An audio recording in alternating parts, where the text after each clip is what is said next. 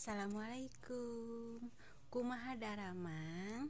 Alhamdulillah mugia urang sadaya dipaparinan kasehatan sinareng salawasna aya dina panangtayungan Allah Subhanahu wa taala. Dinten ayeuna ibu bade ngadugikeun pangajaran basa Sunda. Pangajaran kahiji anu eusina hidup rukun sauyunan. Bagian kalima nyaeta nyaritakeun gambar. Mangga anu atos sayogi bukuna dibuka buku bahasa Sundana halaman 8. Dina halaman 8 ieu aya seratan. Ilikan gambar dihandap terus ku hideup caritakeun. Anu hartosna hideup diajar nyaritakeun anu aya dina eusi gambar ieu. Anu judulna ngala buah.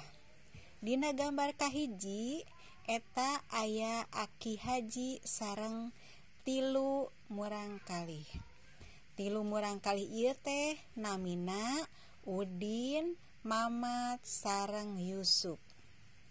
Salajengna tingali gambar nomor 2. Aki Haji katingali di dieu nya nuju mamatahan ka Udin sareng karerencanganna.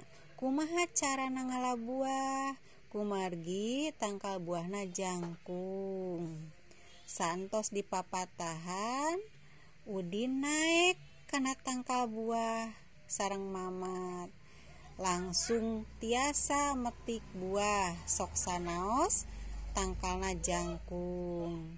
Gambar kaopat eta buah ku Aki Haji dikeresekan.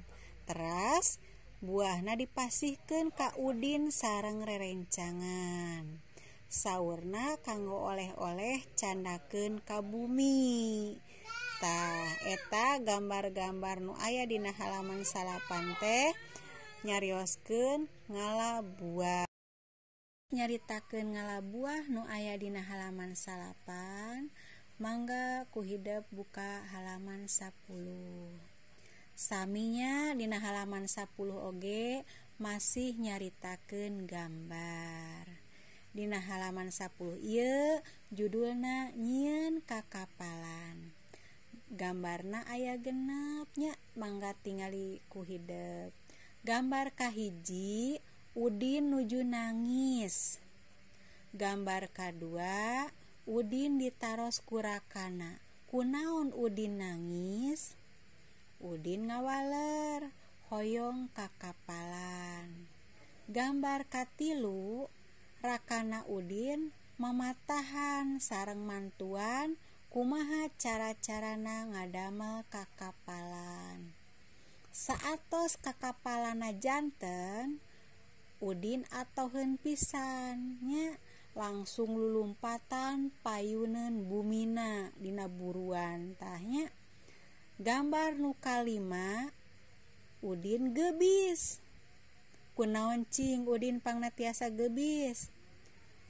Udin teh saking ku teu ati-ati, saking atoh teu ningali tincakeun nu akhirna geubis.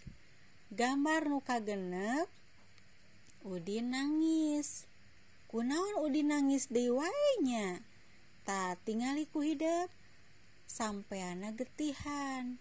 Janten Udin nangis teh pedah sampeana getihan sareng nyeri nya, da kumargi tilas geubis teh.